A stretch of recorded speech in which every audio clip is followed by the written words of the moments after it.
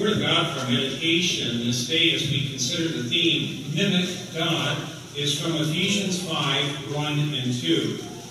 Therefore, be imitators of God as beloved children, and live in love, as Christ loved us and gave himself up for us, a fragrant offering and sacrifice to God. Is there anyone among us here that can remember when you were in high school that you tried to imitate anybody? That you tried to imitate? Harold, you're kind of good. I'm glad I'm not the only one. Anybody else remember? I'm trying to do a body language, or if I was the only guy that did that. Well, when I was in high school, I, for some reason, was drawn to Glenn Campbell, the country crooner.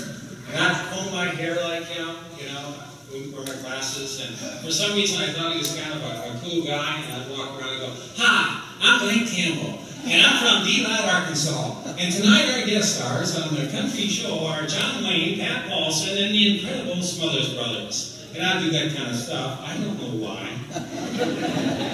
He sang a couple nice songs, but for some reason we are drawn to sometimes imitate other people. I had to switch gears when he started to date or go with Tanya Tucker, and then I had to switch gears fast there. No more about that. Today our text, the Holy Spirit enjoins us to imitate God.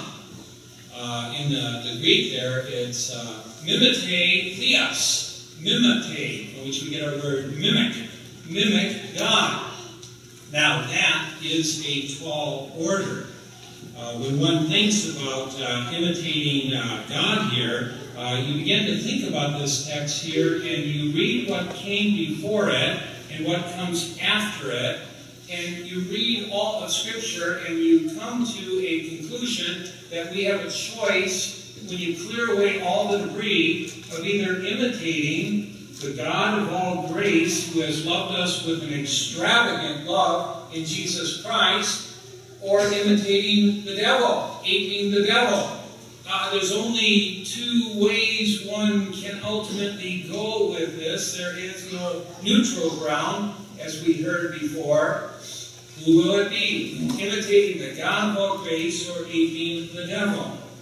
Jesus described what the devil looks like in John chapter 10.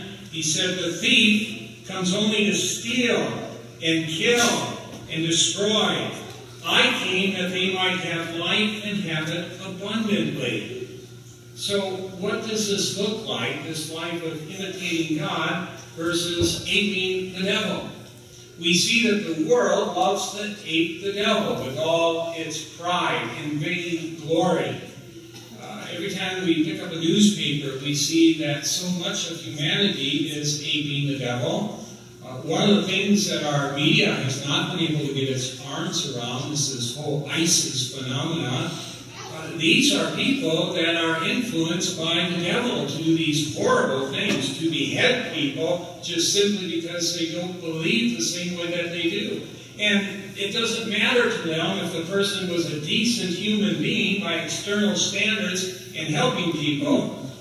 And we don't understand that this is a demonic thing, that the ISIS people are aping the devil there. That's the kind of thing the devil likes to do, to murder, kill, destroy, plunder, lie. That is his life. When people sell into sex trafficking, little children, they imitate the devil.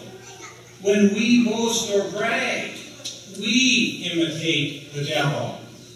When a person sells drugs, they ape the devil. When they steal from others, they ape the devil. Abortion doctors who murder little babies go contrary to Jesus, who said, "Let the little children come unto me." They imitate the devil.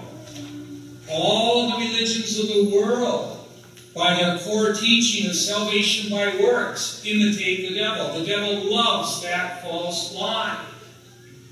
The only way to get to heaven is the grace of God, the gift of God, the Son of God, the gift of salvation. And so when people not only teach salvation by works, by what we do, as opposed to what God has done to his Son, they are imitating the greatest lie that the devil has put forth. And they are moving in a very narcissistic, self-justification, intoxicating fashion. Such religions not only minimize God's love in Christ, they not only minimize Jesus' death on the cross, but they minimize the seriousness of sin. And they rob people of the comfort to know just how much God has loved all mankind, that He would put on a human body, come here on planet Earth, and suffer on a crude cross in our place to take away sin. And they imply that God can be bribed for salvation by some dirty works. In our text today, Paul writes, "Therefore, be imitators of God." Whenever we see a therefore, we ask what the there is for. And we wonder, well, what came before this that would cause Paul to say, ergo, therefore, imitate God. And before this section, Paul is contrasting the life of darkness and the life of light and love. And he describes the life of imitating the devil, if you will, as filled with falsehood, lying, pornography, lewd language, obscene language, vulgar talk, laziness, stinginess, bitterness, being overly argumentative, holding a grudge. These describe the life of darkness, the life of how the devil would want one to live. And Paul enjoins the saints, don't give the devil an inch. Don't allow the devil to worm his way into your life. Do not make room for the devil. Instead, Paul says, be tenderhearted, forgiving one another, loving one another as God has for Jesus' sake loved you. And then he says, for the Christian, if we're going to imitate God, it should be a life filled with thanksgiving. That should be our native dialect, as those who walk in the light. You know, when you talk about imitating God, we want to make that concrete. And I was thinking about that. If a person is really serious about wanting to imitate God, I think one of the best things we could do is to read the Gospel of Luke over and over again. The theme of Luke is that Jesus Christ is the Savior of the world.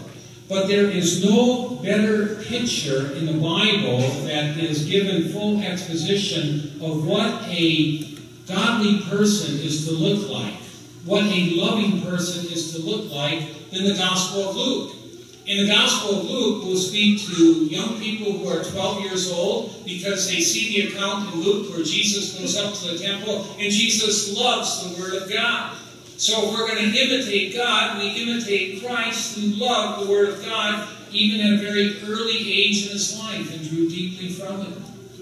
In the Gospel of Luke, we see the generosity of Jesus, and one of the themes of the Gospel of Luke is that Luke's Gospel is a gospel for the underdog. Jesus constantly reached out to the people that were down and out, whether it would be the leper, whether it would be a person that was disenfranchised. Jesus was reaching out to them. He reached out to people of every level, but especially it's the gospel of the underdog. And we see that in Luke 23, where Jesus, hanging on the cross, suffering excruciating pain, drinking the cup of eternal damnation for everybody, as that is all going on, Jesus has time to minister to the dying thief next to him and tell that man, today you will be with me in paradise. So the whole Gospel of Luke tells us how we can imitate God by looking at the person and work of Jesus Christ. So what Paul is doing here is this. He says, you who have been chosen in love in Christ before the foundation of the world. That's part of that therefore. You who have been forgiven all your sins and now are at peace with God. You who have received the gift of righteousness. You who have, through the message of the cross, seen a bit of the length, the height, the breadth, the depth of that great love. You who are saints, you who are now beautiful homes created in Christ Jesus to do good works as a fragrant offering and sacrifice to God, you are to imitate God for the thank you of the gift of salvation and for your own joy. And so Paul says that, imitate God. And as he's saying that, he's really saying, imitate Christ. And as we imitate Christ, we can find no better example, I think, than in the Gospel of Luke. So as we do this, we not only are saying that this is a thank you for the gift of salvation, we do this because we find great joy in servanthood, and because it emits a wonderful aroma and fragrant sacrifice. As a pastor, one of the things that just gladdens my heart is when I see a person of love for Jesus do something quietly, sometimes behind the scene, filled with generosity and compassion, and I'll just sigh as if I'm smelling a beautiful flower. Oh, that is so beautiful. That is so wonderful when a person does that. The LWML has been doing billions of those kind of works to make this world a better place. And God moves each of us to do these kind, generous things to thank Jesus for the gift of salvation. And the exhortation today is to continue to do these things for our joy and to give glory to God. The peace of God that passes all understanding may it guard and keep your hearts and minds in Jesus Christ as we seek to be imitators of God, mimicking Christ for our joy and thankfulness for the gift of salvation.